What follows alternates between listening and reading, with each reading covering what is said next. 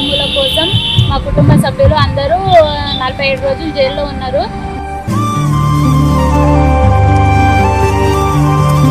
రామన్నకి మేము రాఖీ కట్టడానికి వచ్చినాము. నా కూతురుకు భూమి నాయక్ అనే పేరు పెట్టిపోయిండు. ఒక మేనమామగా పేరు పెట్టిపోవడం వలన నేను ఈరోజు సొంత చెల్లెలాగా అని రామన్నకి రాఖీ కట్టడానికి వచ్చాను.